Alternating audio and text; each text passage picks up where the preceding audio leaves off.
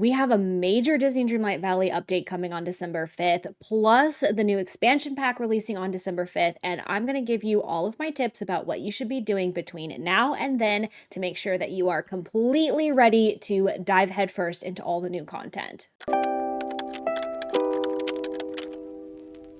For just a really super quick breakdown of some of the stuff that we're going to be getting, on December 5th, we're getting a free content update with Jack Skellington coming to the Valley, a winter-themed star path, and we're finally going to get multiplayer, which is just so exciting. We're also going to be getting a paid expansion where we can go to an entirely new world with 3 new biomes and new characters, new storylines. I don't know about y'all, but I'm just like buzzing with everything that I want to get done before the new update. Most of the tips in this video are going to be tips to help you get ready for the free content updates that we're getting, but I am going to talk a little bit about the expansion pass at the end.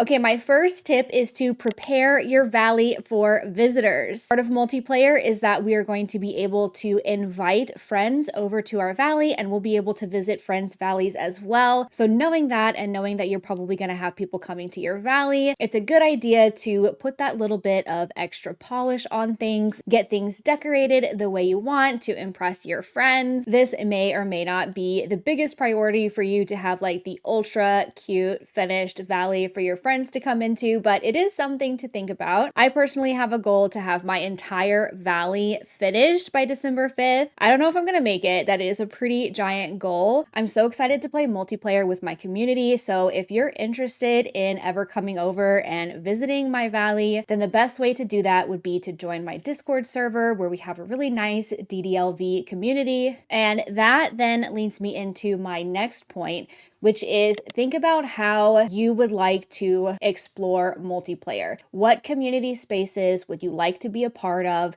and how involved do you want to be with the whole multiplayer experience? It's looking like the multiplayer experience is going to be really similar to that of Animal Crossing New Horizons. In that game, you could go to people's islands, people could come to your islands, you could trade items with them, and it's looking like we'll be able to trade certain items. I think it's just going to be stuff that we can actually drop, not necessarily like furniture, but also like Animal Crossing New Horizons, you're going to be able to visit other people's Scrooge shops and buy items that they have there. I anticipate a whole big, vibrant ecosystem of people advertising what they have in their Scrooge shops, letting people come over to their valleys to get their most coveted items. And so if you're interested in doing all of that, now is a really good time to think about getting plugged into certain community spaces, whether that's on Reddit, whether that's in the official Disney Dreamlight Valley Discord, my Discord, or another content creator's Discord. I think that this is going to just skyrocket that cozy community feel of Disney Dreamlight Valley and build it up to something that is similar to that big like community feeling that we had around Animal Crossing New Horizons. My next tip is to think about a spot that you want for Jack Skellington's house. So we are going to be getting Jack Skellington in the new update. I'm so excited. I think he looks so great. He's so tall, which is amazing. I love it. But like all the other villagers, he is going to have a house, so it's time to start thinking about where you're going to put his house. Personally, I think the Forgotten Lands is a perfect environment for him. With all of the Nightmare Before Christmas items that we got in this last star path, I definitely love the idea of kind of building up a little mini Halloween town for him. We haven't seen yet what his house is going to look like, but I definitely imagine that it's probably going to look like his tower from the movie. So if that is what it looks like, then you'll know that is a perfect fit for the Forgotten Lands. But that's just my opinion. I also love when people put villagers' homes in biomes that feel a little bit unexpected. So just something to kind of consider. My next tip is to build up your stock of flowers and ingredients and any other forageable items for any new crafting that we may need to do in the next update. We're going to be getting some new quests, at least Jack Skellington's friendship quests. We're also going to be getting the new star path, which usually has you crafting things or cooking things. This hasn't been confirmed, but it's always possible that we might get some new crafting recipes. So between now and the update is a really good time to go through and pick all the flowers in the biomes, harvest the ingredients, pick up the wood, do some mining to build up your stock of iron and stone. That way, when the new update comes and we have new things that we we need to craft or cook, you will be ready to go. My next tip is to complete the Dream Snaps challenges every single week so that you can gain moonstones to purchase the new star path and any new premium items that we may be getting from the update. We're definitely going to be getting new things to spend our moonstones on once the new update hits. We're for sure getting a new star path, which costs moonstones to unlock, and they haven't shown us anything or confirmed this yet, but you can almost guarantee that we're going to be getting some new premium items that are dropping in the shop. If you're not familiar with Dream Snaps, I'm going to post a link to a video in the description that gives you a really good breakdown of what it is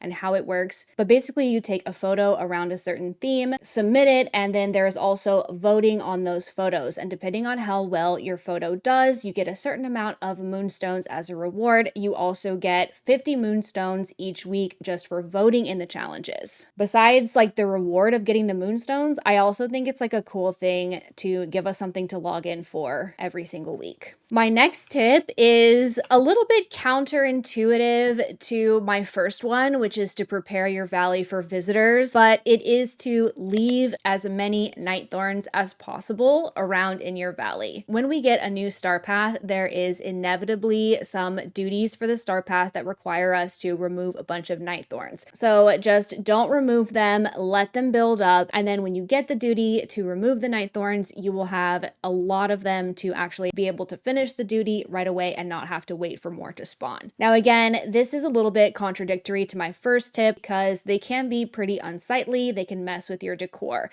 So that's really just up to you to decide, number one, what your priority is. Do you want to prioritize a very clean, aesthetic valley for multiplayer, or do you want to prioritize efficiency with a star path? You can also do a little bit of a balance, which is honestly the path that I usually take. Usually whatever biomes I have completed, I keep those super clean, but any biomes that are currently under construction or unfinished, I let the night thorns build up in those so that I have a really good stockpile, and it served me well. I've never had any problem with being able to finish a night thorns quest right away.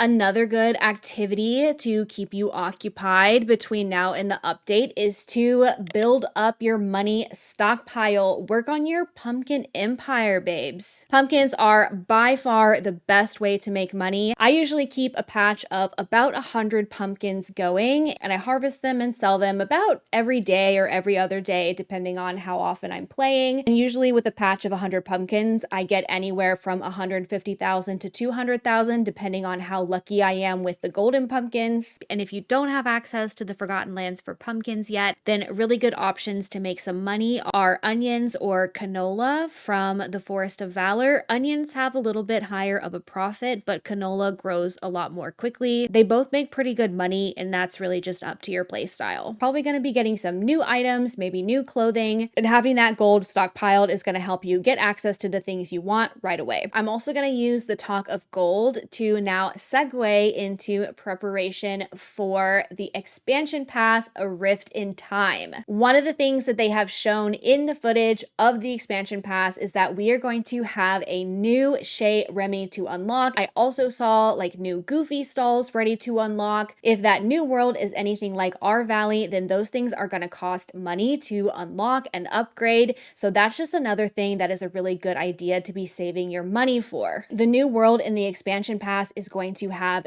3 new biomes. And so another tip that I have for you is to build up your Dreamlight as much as possible, because they haven't confirmed this to my knowledge. Maybe they have, but those are probably going to take Dreamlight to unlock, just like the biomes in the original valley did. The best way to build up Dreamlight is by grinding out Dreamlight duties. Those will refresh every time you complete one. A new one will pop up, so you can just pretty much do those endlessly. They also have the more specific ones for the certain categories like foraging, gardening, fishing, so you can also take a look at those and see which ones you feel like grinding to get the Dreamlight for those. I think the best way to approach it is just see which ones, number one, you like to do, you feel like doing, and grind those. And also just take a look at which ones you're close to anyways. For example, I'm really close to feed the ravens. I only need to feed 2 more ravens to get 200 Dreamlight, so I might as well just go do that right now, and then I get my 200 Dreamlight. I also think that if you haven't finished up the main storyline with the Forgotten,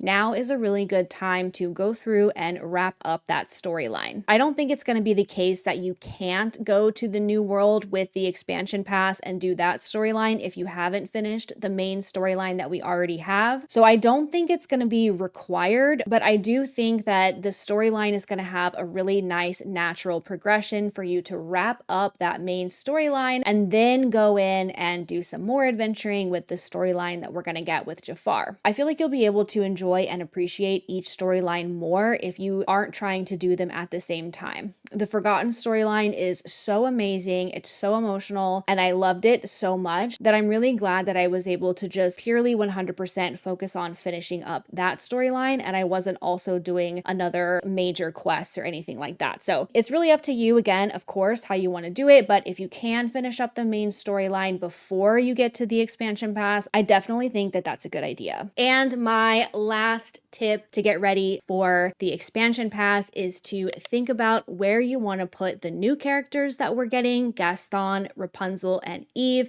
and decide if you want to move anyone around. They have confirmed that one of the things that we're going to be able to do is move people from our valley to the new world, Eternity Isle, and vice versa. So like the new characters can come to our valley. I feel like I definitely want to move Wally to be wherever Eve is. And to be honest, I may also be banishing certain houses that I don't like, looking at you, Vanellope's house, to the new area, so I don't have to look at them as much. But that's up to you, just something to be thinking about, something to be preparing for. We're going to be getting 3 new houses with Eternity Isle for Gaston, Rapunzel, and Eve, so it's a good time to think about what you might want to do with those. What are you going to be up to in Disney Dreamlight Valley in the next 4 weeks that we have before the updates? Are you excited for these new updates? What is it that you are most excited about? I want to know. Is it Jack? Is it the new Star Path? Is it the expansion pass? Let me know what you're most excited about. And again, I just want to plug my Discord really quickly. As we're moving in multiplayer, I think it is a great time to get plugged in with a Disney Dreamlight Valley community. On my Discord server, we have an amazing little community of Disney Dreamlight players. And we also have community events. We talk about other games. We talk about other things like food and anime and TV and movies. And it's just a really great place. So you can get an invite link in my description if you're interested in joining. You can also visit my Twitch streams where I stream Disney Dreamlight Valley. I'm really excited to start streaming some multiplayer content, things like visiting your valleys on stream, allowing viewers to come to my valley on stream. I'm super excited about it. Do something cozy today. Go harvest some ingredients, go pick some flowers, and have an amazing rest of your day. Bye, y'all.